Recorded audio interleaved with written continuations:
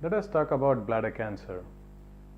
When the patient comes to the clinic with bleeding in the urine, it's a very frightening scenario. The patient, the family, everybody are worried when they see blood in the toilet. Now, once the patient comes with the bleeding in the urine, the first and foremost thing to do is to have a good clinical examination. We do appropriate investigations, and subsequently, if required, we do endoscopy to find out the cause of the bleeding.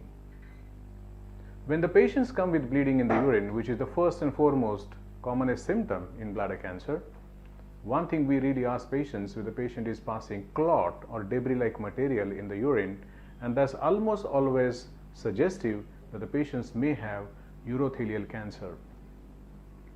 Bladder is an organ just at the lower part of the abdomen which stores the urine.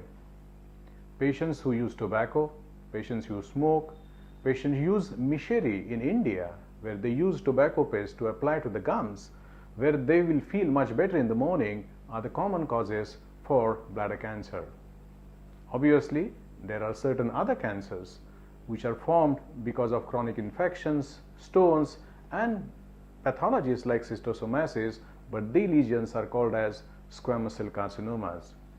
A small number of patients always present with only irritative urinary symptoms, meaning they have frequency of micturition, they have urge to pass urine more frequently, sometimes they cannot control the urination, and that's also can be a pathognomic feature of bladder cancer in absence of bleeding in the urine.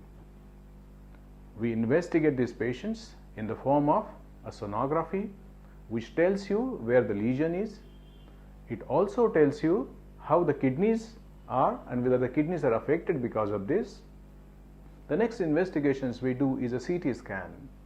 The CT scan would tell you the lesions in the bladder, what's the extent of these lesions, and one more important thing we always look when we look at the CT scan is that bladder lesion or that bladder cancer is whether it is within the wall of the bladder or whether it is going outside the bladder.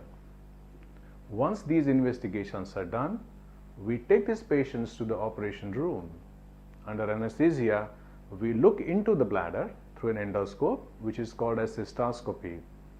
This is extremely important investigations.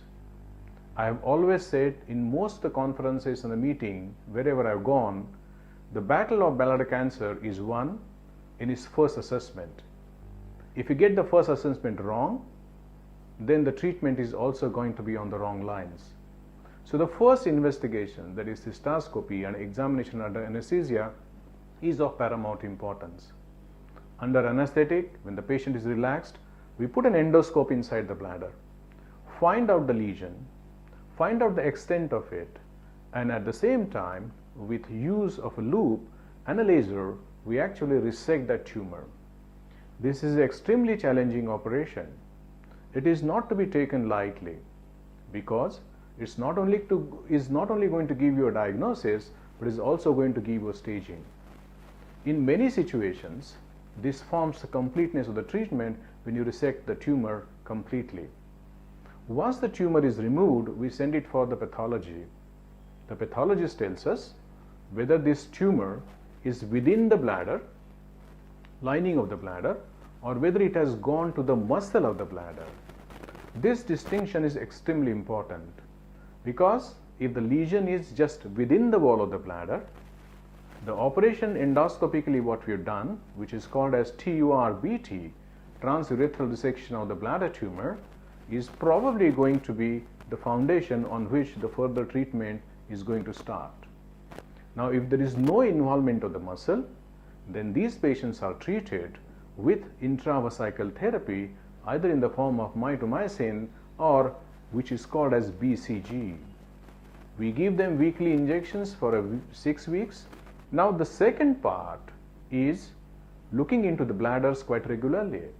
So, when these patients undergo treatment of BCG or mitomycin C, periodically, maybe every 3 months, maybe every 6 months, we keep on seeing the patients for endoscopy to make sure there are no lesions within the bladder.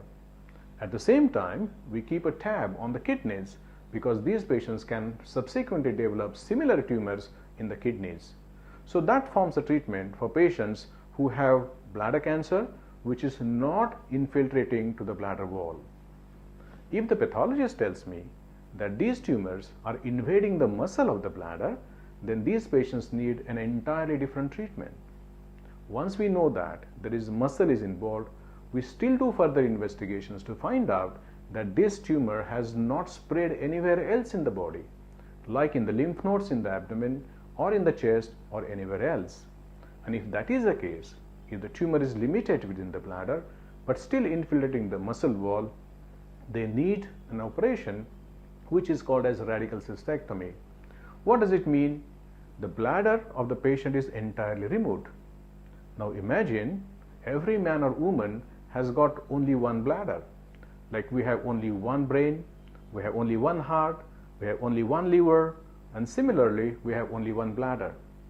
Now have you ever heard that these organs are removed and can be replaced by another similar organ? Lately we are doing cardiac transplants and liver transplants, but a brain transplant is almost unheard of. But in case of bladder, I think the God is very kind to us. Even if you have one bladder, we remove the entire bladder, and with the use of intestine, which is in excess in our abdomen, we can make a new bladder. And this operation is called as radical cystectomy, meaning removing that bladder and making a new bladder from small intestine. We take about 50 to 60 centimeters of a small bowel, reconfigure it into the shape of the bladder. We get the ureters, these are the tubes which drain the kidney, into that, and the entire new bladder, which is like a sphere shaped, is joined to the urethra, that is the water pipe.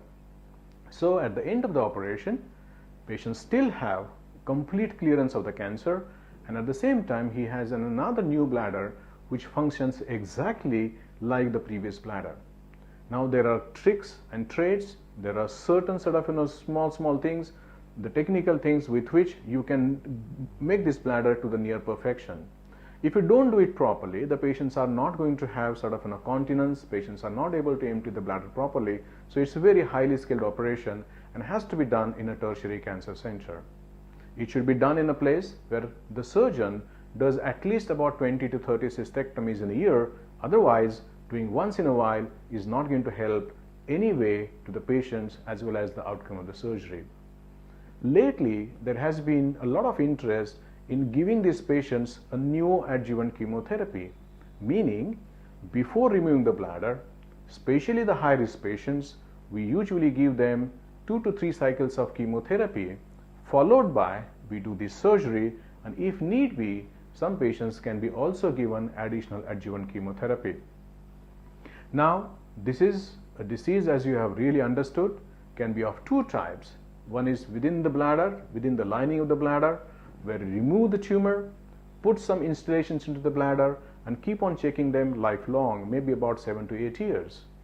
And the other type is where the muscle is infiltrated, we remove the bladder and make a new bladder from intestine. Overall, in the first type, that is non-muscle invasive bladder cancer, the 5-year survival rate is more than 90%. But 50% of them, they keep on recurring, they keep on progressing, and that's why we have to keep on doing cystoscopies on them. More than 50 to 60% of the patients who have undergone removal of the bladder, they have excellent quality of life and they lead very good life. Sometimes, after creating the new bladder, it is not possible to join to the urethra because of the extent of the disease, multicentricity of the disease. In those situations, we make the bladder, but rather than joining down to the urethra, we bring them outside like an ileal conduit or urostomy. Now, life with urostomy is also not a bad life. People have led extremely good quality of life with these kind of operations. There are very less complications as compared to the neo-bladder formation, and if you compare the quality of life, except the stoma outside, many people who are cured from the cancer are able to cope with stoma at outside.